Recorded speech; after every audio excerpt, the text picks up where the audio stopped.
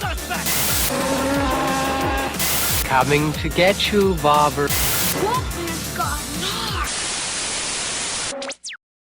Hi guys, my name is Barry and welcome back to the channel, and welcome back to my Who Killed Who in the Scream series. We're finally getting down to the 2022 Scream movie, or Scream 5 if you want to call it that, and this has to be the most unique Who Killed Who I've ever done, and I'll explain that to you at the end of this video. Now first of all, before we get into Who Killed Who, a few ground rules as normal.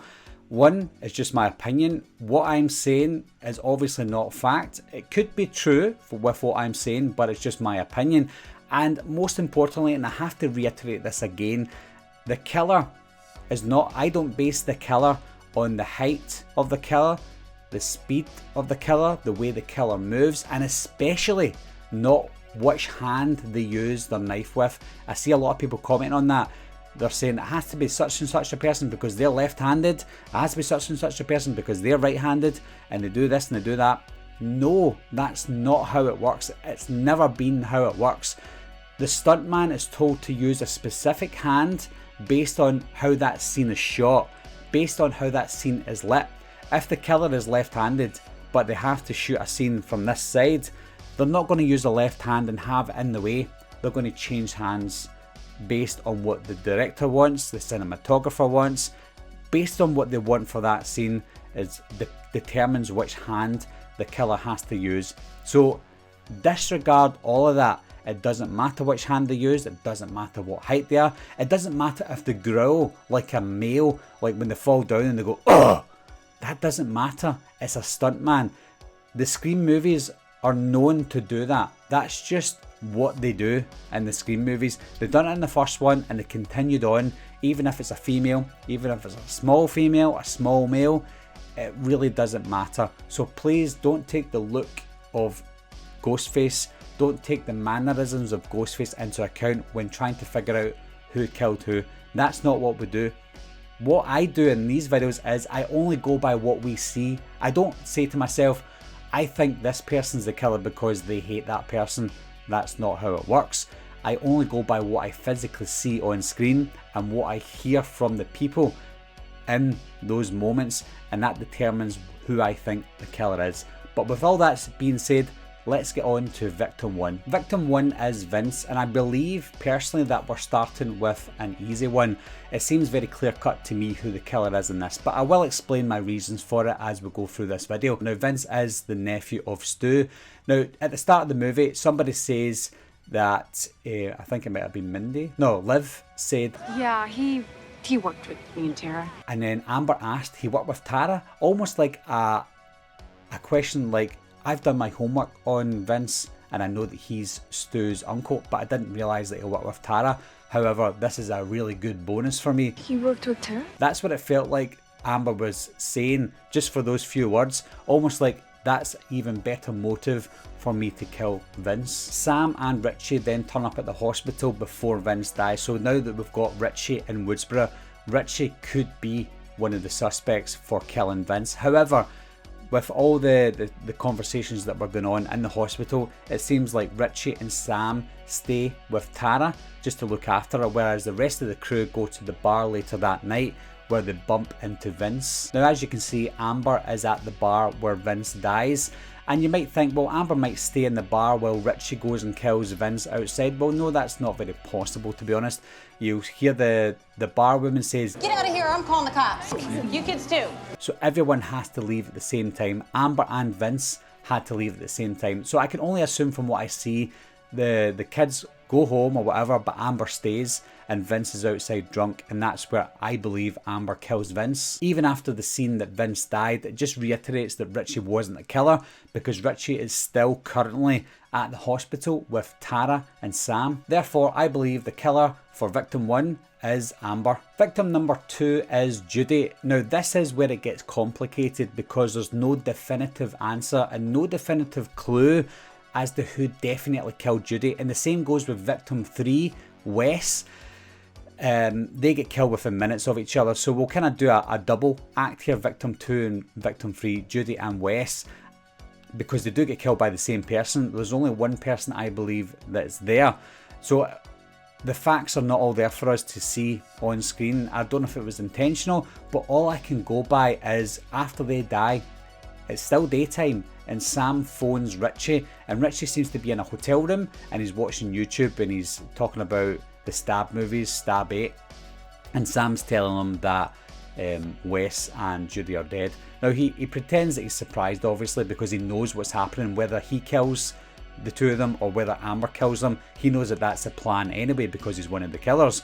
But I don't believe that he was the killer. Now the reason for this is because I see Richie as being a smart person. He likes to do things from a distance, from what I gather, and he's sitting in a hotel room on YouTube for a reason. I think that he's thinking, if the police look at them all as suspects, and he knows that himself because he's watched the movies, he knows that the police will look at everyone as suspects, so he wants to be somewhere else and be on the internet at the time of the killings, so that if the police do question him, he's got an alibi.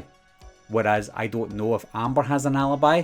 If she does, they didn't show it on screen, and because they didn't show her alibi on screen and they only showed Richie's, with my rules I can only go by my rules and say that Richie was not there when Wes and Judy died. Therefore, I believe that the killer for victim 2 and victim 3 is Amber. Victim number 4 is this random cop.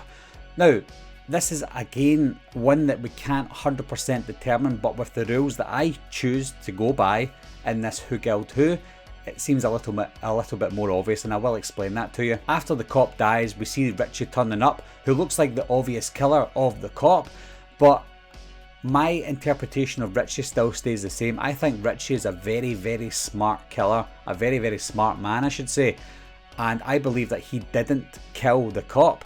The reason for that is he didn't have the Ghostface costume on. Now, Ghostface is not supernatural, so there is a chance that when Ghostface goes to kill someone, they may not succeed, which we've seen throughout the series. So I don't think Richie would chance trying to kill a cop who has a gun. I don't think he would chance trying to kill a cop and not succeed without the Ghostface costume on, because he would be caught and the police would know who he was. So I believe that the person wearing the Ghostface costume was the killer of this cop, and throughout this scene we come to know that Amber is the second killer. Therefore Amber is the killer of the cop because she is wearing the Ghostface costume at that point. Victim number 5 is Dewey, and this one is obviously self-explanatory because we see Richie with Tara and Sam as they're leaving the elevator or going down or up, wherever they're going, and we see that Dewey's still sitting with the killer, who we already know is Amber by this point. So we know that Amber is the killer for Dewey, and she does mention later on in the movie, well, it was Gail that said, "You killed my best friend," and Amber said, "Yeah, and he died like a pussy." You killed my best friend! Yeah, and he died like a pussy. Now that doesn't mean that she 100% killed him, and I want to kind of talk about this quickly. If there is a Scream 6, there could be chatter that there's a third killer, and maybe Dewey wasn't killed by Amber. Now that's a stretch. I still believe that Amber killed the cop, and I still believe that Amber killed Dewey. However, if they give us a twist in Scream 6 that Dewey wasn't killed by Amber, then it also means that the cop wasn't killed by Amber either, and she's just maybe taking some credit for it, because she doesn't confirm that she killed Dewey. She just said, "Yeah, and he died like a pussy," meaning that she knows he died, but maybe it wasn't just her that was there at that point, or maybe she wasn't even at the hospital at that point. It could be the third killer. But because there is no Scream 6 and there is no third killer at this point, then I can only confirm that the cop was killed by Amber, of course, and Dewey was killed by Amber as well. Victim number 6 is Liv, and this is obviously the easiest one of all. We know that Amber killed Liv in cold blood in front of everyone, so for this kill, Amber is the killer. If I'm right about all of these kills, and this is what I want to get to, this is a very unique Scream movie because it looks like Amber killed everyone. Amber killed 6 people and Richie killed none. Richie is not a killer. Now, he may be responsible for a lot of the things like chasing Sam in the hospital because he was the only one there at the time, so he's obviously still responsible and still one of the killers. But if he didn't die and he went to court and he proved his innocence, he would have a lesser jail sentence than Amber if Amber survived.